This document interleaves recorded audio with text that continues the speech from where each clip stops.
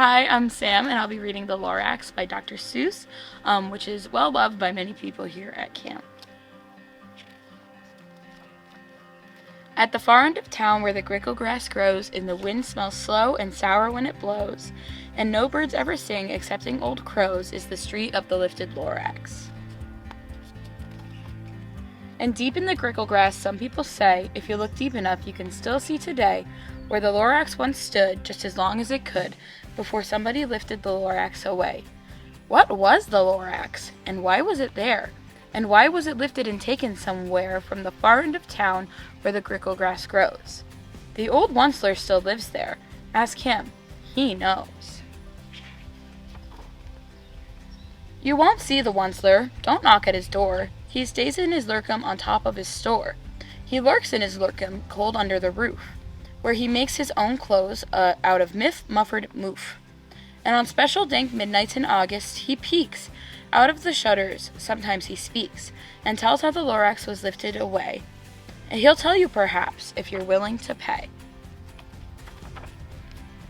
On the end of a rope, he lets down a tin pail, and you have to toss in 15 cents and a nail, and the shell of a great-great-great-grandfather snail. Then he pulls up the pail, makes a most careful count, to see if you've paid him the proper amount. Then he hides what you paid him away in his snug, his secret strange hole in his gruvulous glove. Then he grunts, I will call you by whisper-mophone, for the secrets I tell you are for your ears alone. Slop! Down sleps the whisper-mophone to your ear, and the old Onceler's whispers are not very clear, since they have to come down through a snurgly hose, and he sounds as if he had smallish bees up his nose. Now I'll tell you, he says with his teeth sounding gray, how the Lorax get lifted and taken away. It all started way back, such a long, long time back. Way back in the days when the grass was still green, and the pond was still wet, and the clouds were still clean, and the song of the swami swongs rang out in space. One morning I came to this glorious place, and I first saw the trees, the truffula trees, the bright-colored tufts of the truffula trees, mile after mile in the fresh morning breeze. And under the trees I found brown barbaloops, frisking about in their barbaloot suits, as they played in the shade and ate truffula fruits. From the rupulous pond came the comfortable sound of the humming fish humming while splashing around. But those trees, those truffula trees! All my life I've been searching for trees such as these. The touch of their tufts was much softer than silk, and they had the sweet smell of fresh butterfly milk. I felt a great leaping of joy in my heart. I knew just what I'd do. I unloaded my cart. In no time at all, I had built a small shop. Then I chopped down a truffula tree with one chop, and with great skillful skill and great speedy speed, I took the soft tuft and I knitted a thneed. The instant I'd finished, I heard a gazump. I looked. I heard something pop out of the stump of the tree I'd chopped down. It was sort of a man. Describe him? That's hard. I don't know if I can. He was shortish and oldish and brownish and bossy, and he spoke with a voice that was sharpish and bossy. Mister, he said with a sawdusty sneeze, I am the Lorax. I speak for the trees. I speak for the trees have no tongues, and I'm asking you, sir, at the top of my lungs. He was very upset as he shouted and puffed. What's that thing you've made out of my truffula tuft? Look, Lorax, I said, there's no cause for alarm. I chopped just one tree. I am doing no harm. I'm being quite useful. This thing is a thneed. A thneed's a fine something that all people need. It's a shirt, it's a sock, it's a glove, it's a hat, but it has other uses. Yes, far beyond that. You could use it for carpets, for pillows, for sheets, or curtains or covers for bicycle seats. The Lorax said, Sir, you are crazy with greed. There is no one on earth who would buy that fool thneed. For the very next minute, I proved he was wrong, for just at that minute, a chap came along, and he thought that the thneed I had knitted was great. He happily bought it for $3.98. I laughed at the Lorax. You poor, stupid guy. You never could tell what some people will buy. I repeat, cried the Lorax, I speak for the trees. I'm busy, I told him. Shut up, if you please. I rushed across the room and in no time at all built a radio phone. I put in a quick call.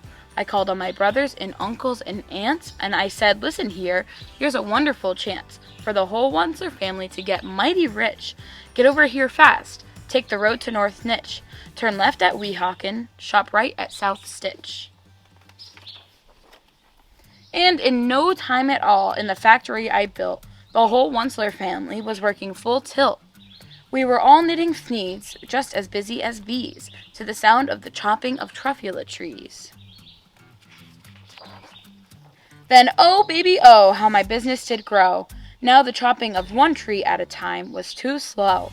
So I quickly invented my super axe hacker, which whacked off 4 truffula trees at one smacker. We were making thneeds 4 times as fast as before, and Lorax, he didn't show up anymore.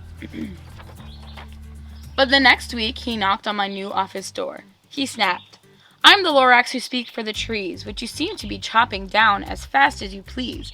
But I'm also in charge of the brown barbaloots, who played in the shade in their barbaloot suits, and happily lived eating truffula fruits. Now, thanks to your hacking my trees to the ground, there's not enough truffula fruit to go round, and my poor barbaloots are all getting the crummies because they have gas and no food in their tummies.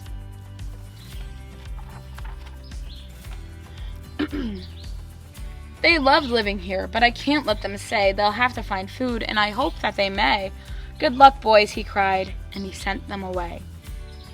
I, the Onceler, felt sad as I watched them all go, but business is business, and business must grow, regardless of crummies and tummies, you know. I meant no harm, I most certainly did not, but I had to grow bigger, so bigger I got. I biggered my factory, I biggered my roads, I biggered my wagons, I biggered the loads of the thneeds I shipped out. I was shipping them forth, to the south, to the east, to the west, to the north. I went right on biggering, selling more thneeds, and I biggered my money, which everyone needs. Then again he came back. I was fixing some pipes, when that old nuisance Lorax came back with more gripes. I am the Lorax, he coughed and he whiffed. He sneezed and he snuffled, he snargled, he sniffed. Onceler, he cried with a cruffulous croak. Onceler, you're making such smogulous smoke. My poor swami swans, why, they can't sing a note. No one can sing who has smog in his throat. And so, said the Lorax, please pardon my cough. They cannot live here, so I'm sending them off.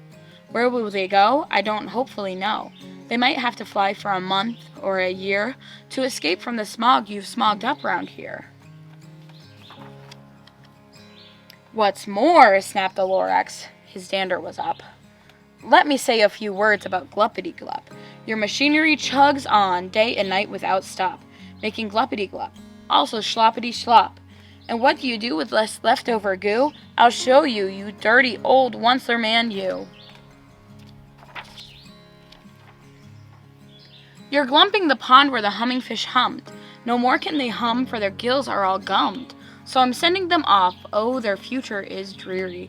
They'll walk on their fins and get woefully weary, in search of some water that isn't so smeary. And then I got mad. I got terribly mad. I yelled at the Lorax, now listen here, Dad. All you do is yap, yap, and say, bad, bad, bad, bad. Well, I have my rights, sir, and I'm telling you.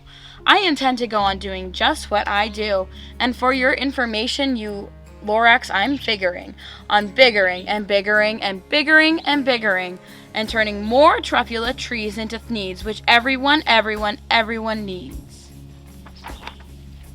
And at that very moment, we heard a loud whack. From the outside in the fields came a sickening smack of an axe on a tree. Then we heard the tree fall, the very last truffula tree of them all. No more trees, no more thneeds, no more work to be done. So in no time, my uncles and aunts, everyone, all waved me goodbye. They jumped into my cars and drove away under the smoke-smuggered stars. Now all that was left neath the bad-smelling sky was my big empty factory, the Lorax, and I. The Lorax said nothing, just gave me a glance, and gave me a very sad backward glance, as he lifted himself by the seat of his pants.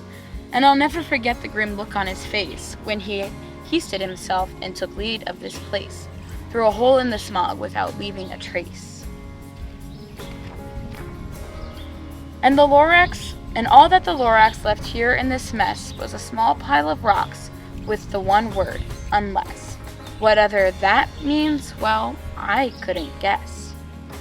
That was long ago, but each day since that day, I've sat here and worried away. Through the years, while my buildings have fallen apart, I've worried about it with all of my heart. But now, says the Onceler, now that you're here, the word of the Lorax seems perfectly clear. Unless someone like you cares a whole awful lot, nothing's going to get better. It's not. So, catch, calls the Onceler. He lets something fall. It's a truffula seed. It's the last one of all. You're in charge of the last of the truffula seeds. And truffula trees are what everyone needs. Plant a new truffula, treat it with care, give it clean water, and feed it fresh air. Grow a forest, protect it from axes that hack. Then the Lorax and all of his friends may come back.